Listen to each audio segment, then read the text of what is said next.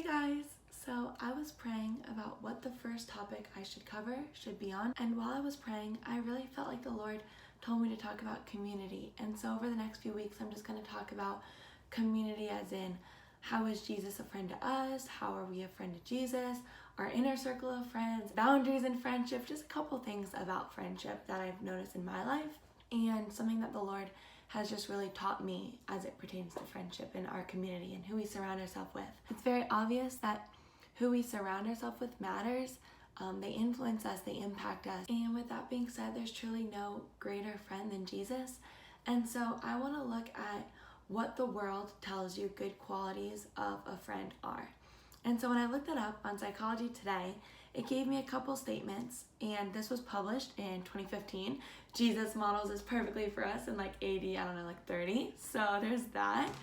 And some things it says is that a friend is trustworthy, non-judgmental, dependable, supportive in the good times and the bad times, loyal, a good listener, empathetic, honest, and fun to be around. So Jesus actually models all of those qualities perfectly through us that I've seen in my own life, but also through the Bible. And really quickly though, I want to tend to the people that are watching this right now that have seen a really poor reflection of Jesus's character, that think that the Lord is angry at them, or he hates them, or is judgmental of them because of the way that they're currently living their life.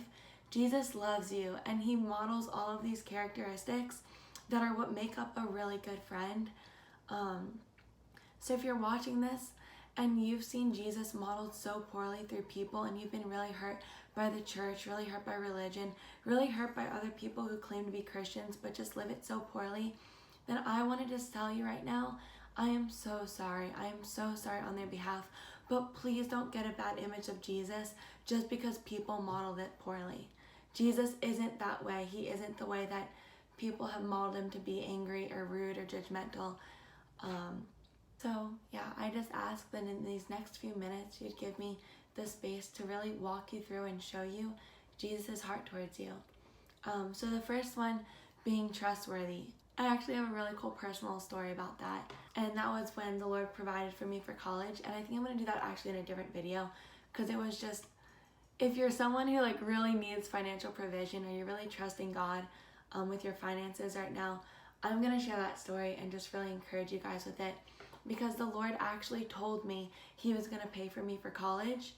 And later on, I had a friend just come to me randomly and say, I was praying for you, and I felt like the Lord told me that he was going to pay for you for college, to trust in him. And I was like, oh my gosh, that's so cool. Like, that's crazy. I actually felt like God told me that he was going to do that too. So I'm praying and believing. And literally the day of that I needed my finances for college, God provided it for me. And so all that to say, he's so trustworthy. He really, when he tells you something, he's going to do it. It also says that a good friend is non-judgmental. And so in Mark 2, verses 15 through 17, Jesus was having dinner at Levi's house. Many tax collectors and sinners were eating with him and his disciples, for there were many who followed him.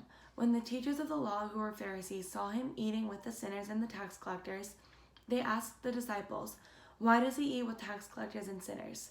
On hearing this, Jesus said to them, it is not the healthy who need a doctor, but the sick. I have not come to call the righteous, but sinners. Jesus came for everyone, and he is not judgmental. He didn't look at them and be like, oh, well, they're sinners. Oh, well, they're tax collectors. Oh, they're prostitutes. Oh, they're living this lifestyle. Oh, they're doing this.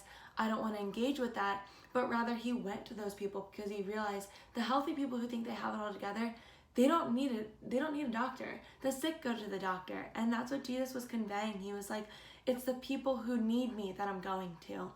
And so he went and he sat with them and he shared a meal with them. Are you a Christian who would be invited to the dinner table? Basically, would your non-Christian friends invite you to sit and hang out with them? Or are you so caught up in like this Christianese world where you think you're better than everyone and you have it all figured out and you're just so righteous and you have it all together that people don't even want to be around you? Because sure, Jesus was perfect and Jesus had it all together, but yet the sinners and the tax collectors and the worst of the worst still invited him to come and share a meal with them. So that's how we need to be living our Christian walk, as non-judgmental. It also says that friends are dependable. This is modeled really well in John 4, verses 50 to 53. There was an official's son who was really sick and he was close to death. That's what the Bible says. Go, Jesus replied, your son will live. The man took Jesus at his word and departed.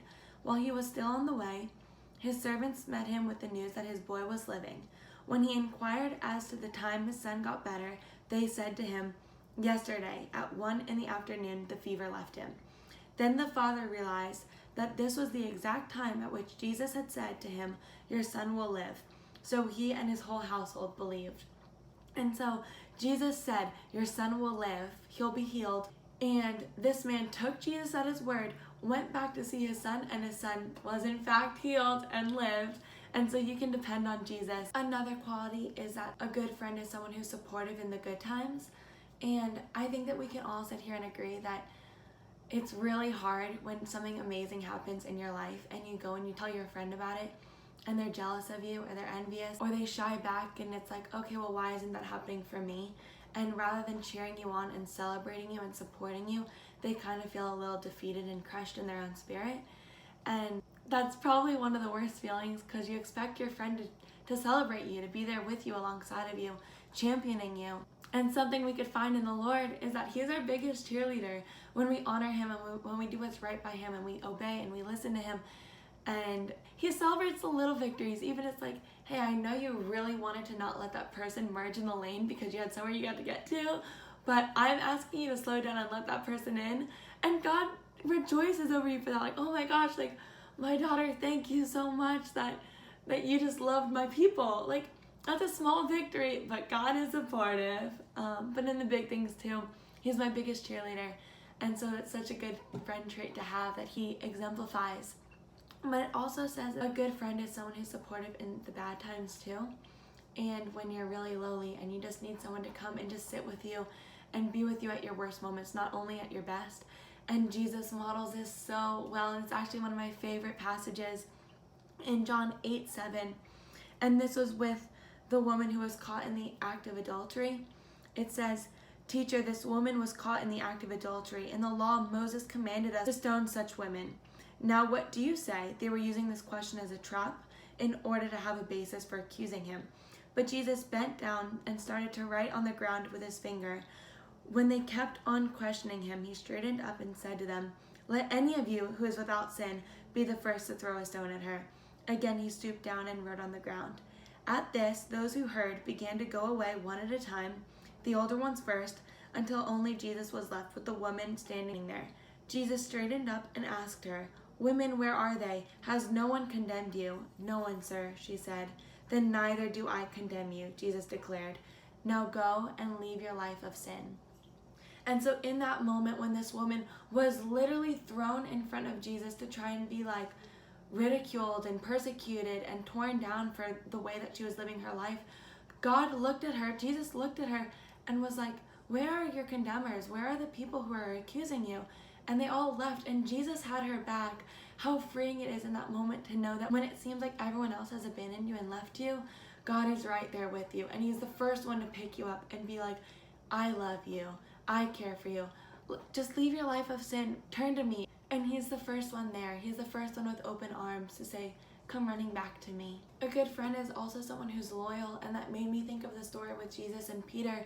Peter denied Jesus 3 times. Like, you know how everyone's like, oh, cancel culture, cut off, like, just cut them off. They're a toxic friend. If anyone was right now being a toxic friend, it's Peter.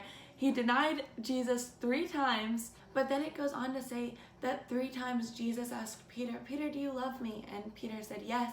And he said, Peter, do you love me? And Peter said yes. And then the 3rd time, Peter, do you love me? And he said, yes, you know I love you. And with that, Jesus forgave him.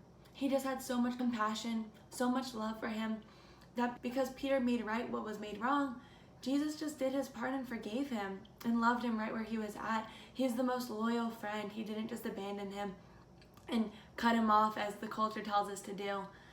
So to be a loyal friend, it also says that a good friend is someone who's a good listener. And y'all, let me just tell you, like, God is the best listener ever.